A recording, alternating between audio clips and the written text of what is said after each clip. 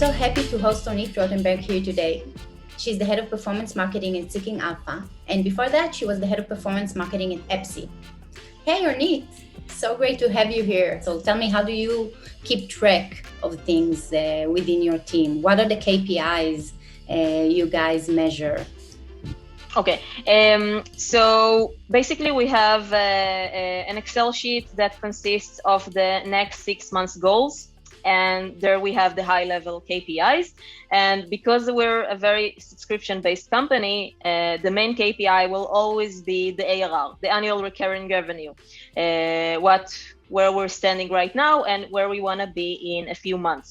So the way to increase the ARR basically goes towards increasing the subscriptions and introducing more products and doing lots of things in the way there.